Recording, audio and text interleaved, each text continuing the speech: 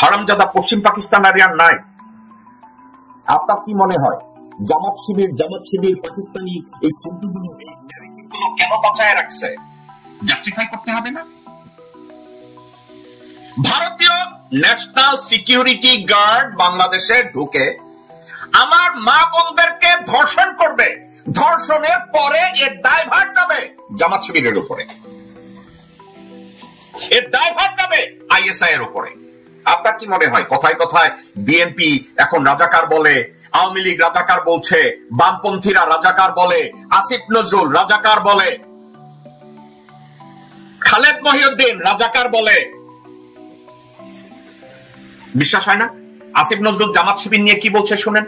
দেখেন, আমি শিবিরের প্রসঙ্গে একটা কথা বলি। আজকে আমরা শিবিরের কোনো তাণ্ডব দেখছি না। বাংলাদেশে এই রক কাটা রাজনীতি, হত্যা রাজনীতির পিছনে শিবিরের একটা বিরাট ভূমিকা আছে। আজকে তারা ডিফেন্সিভ পজিশন আছে দেখে হয়তো তারা ওরকম রক্তের হোলি খেলা মেতে উঠছে না, কিন্তু তাদের যখন সময় থাকে, সুযোগ থাকে, তারা কত নৃশংস হতে পারে এটা আমরা রাজশাহী বিশ্ববিদ্যালয়, চিটাগাং বিশ্ববিদ্যালয় দেখেছি, বেশি করে রাজশাহী সুন্দর না? আসিফ নজরুল কত মহব্বতের সুরে সুন্দর করে আপনাদেরকে বোঝাচ্ছে জামাত শিবির রক কাটার কথা বলছে আপনাদেরকে। দর্শক শ্রোতা, আমি কি জামাতকে ডিফেন্ড করব? শিবিরকে আমার দরকার আছে? আমি জামাতের ব্যর্থতা নিয়ে কথা বলতে গেলে সারাদিন কথা বলতে পারবো। এখন বলি আপনাদেরকে, আসিফ নজরুল বলছে না যে জামাতের রক কাটার ইতিহাস? আসিফ নজরুল কি এত সুন্দরভাবে কোনদিন বলেছে হাসিনার নির্দেশে লগি বৈঠা দিয়ে জনগণকে নিঃশংসভাবে কি করে খুন করেছে? আসিফ নজরুল কি কোনদিন একটা বারের জন্য এত সুন্দরভাবে ন্যারেটিভ তৈরি করে বলেছে যে বিএনপি ছাত্র দলের আমানুল্লাহ আমান সম্পদ চুরি করতে করতে করতে করতে কয়েকশো হাজার কোটি টাকার মালিক হয়ে এখন 2200 খুন করাইছে, 22টা খুন করাইছে, নিজ হাতে দাঁড়ায়া দাঁড়ায়া খুন করাইছে, তত্ত্বাবধান করছে? এগুলো নিয়ে আসিফ নজরুল কথা বলছে? বলে এখন আপনাদেরকে, এখন আপনি একটা কথা, একটা অন্যায়কে আর একটা অন্যায় দিয়ে জাস্টিফাই করা যায় না, কিন্তু আমি যাচ্ছি আপনাদের দিকে। বাংলাদেশে আওয়ামী লীগ সরকার গঠন করেছে। আওয়ামী শাসন আমলে ছাত্রলীগ এবং আওয়ামী লীগ এবং যুবলীগ এবং শ্রমিক লীগ এবং ওলামা লীগ এরা যে নৃশংসতা দেখিয়েছে, রাজনৈতিক হত্যাকাণ্ড ঘটিয়েছে, ধর্ষণ করেছে, গুম করেছে, আসিফ নজরুল এত সুন্দরভাবে একটা ন্যারেটিভ তৈরি করেছে তাদেরকে নিয়ে। 80 দশকে জামাতের রক কাটার রাজনীতির স্বর্ণযুগ বলে অনেকে। তারা রক কেটেছে,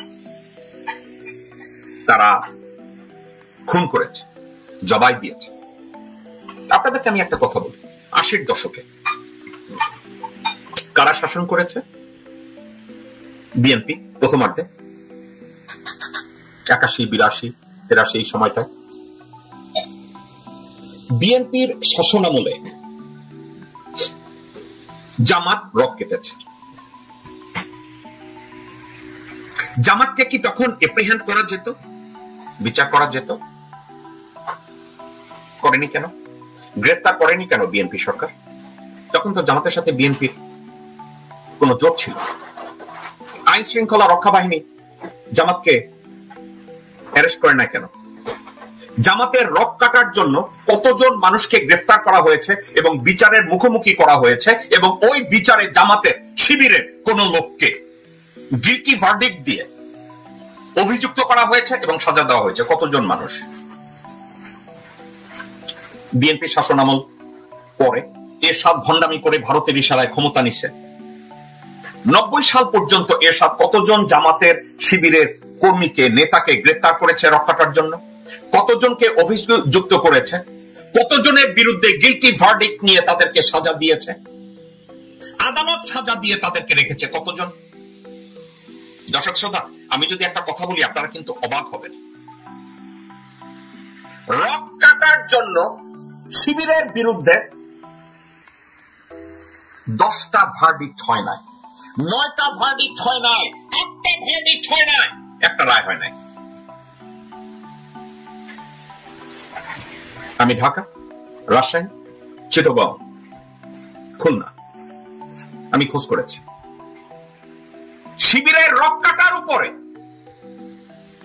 5টা মামলায় আদালত তাদেরকে দোষী সাব্যস্ত করা তো দূরে থাক, কিছুই হয় না। গত 54 বছরে যদি বাংলাদেশ ইসলামী ছাত্র শিবির ফর এক্সাম্পল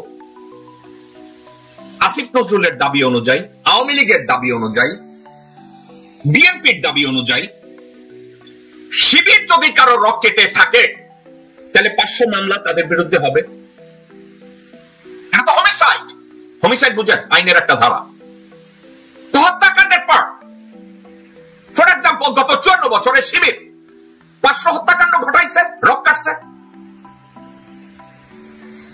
তাহলে 500 হত্যাকাণ্ড যদি হয়, তাহলে 500টা মামলা থাকবে হোমিসাইড।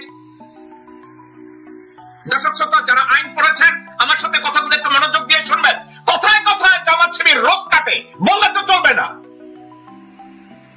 আপনারা রাস্তায় দাঁড়ায় বলবেন লাখে লাখে সৈন্য মরে কাতারে কাতার, গনিয়া দেখা গেল 40,000, লক্ষ মামলার কথা বলেন। 500 মামলা হবে না জামাত শিবিরের বিরুদ্ধে যে তারা রক কাটে? ভাই আমি বলছি না তারা রক কাটে না, অভ্যাস কাটছে, কিন্তু এই রক কাটার জন্য তাদের তো মামলা হতে হবে 500টা। 500 1000 মামলা হবে না। শিবির এত মানুষের রক কাটছে, তার মামলা হবে না? মামলাগুলো কই? চিটাগংয়ে কয়টা মামলা হয়েছে?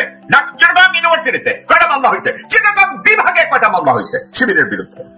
ঢাকা বিভাগে কয়টা মামলা হয়েছে? শিবির রক কাটছে। পুরো বাংলাদেশে শিবিরের বিরুদ্ধে কয়টা মামলা হয়েছে? শিবির রক কাটছে। ওই মামলাগুলো কই? এবং যদি হাজার হাজার রক কেটে থাকে, যেটা আসিফ নজরুল বলছে, ওই মামলাগুলো কই? ওই মামলাগুলোই দোষী সাব্যস্ত কতজন হয়েছে? 2 জন, 5 জন, 10 জন, 100 জন? দর্শকবৃন্দ, গত 54 বছরে পুরো বাংলাদেশে 10 জন শিবির কর্মী দোষী সাব্যস্ত হয় নাই রক কাটার জন্য। এখন 54 বছরে 20 কোটি জনগোষ্ঠীর একটা দেশে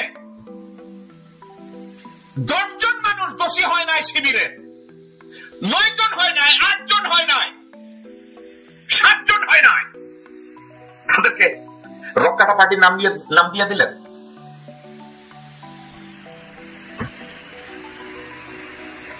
মোহাম্মদ সাদাত, আপনাকে কেউ কি ভাই এখানে বেঁধে রেখেছে আমার ঘেউ ঘেউ শোনার জন্য?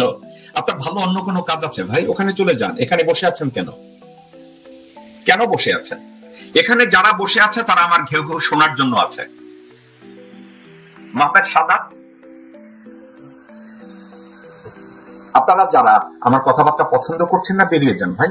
আমি আপনাদেরকে ব্যান করতে চাই না, আমি আপনাদেরকে গালিয়ে দিতে চাই না। আপনাদের এখানে থাকার দরকার নেই, আপনাদের জরুরি কোনো কাজ আছে, ওগুলো করেন।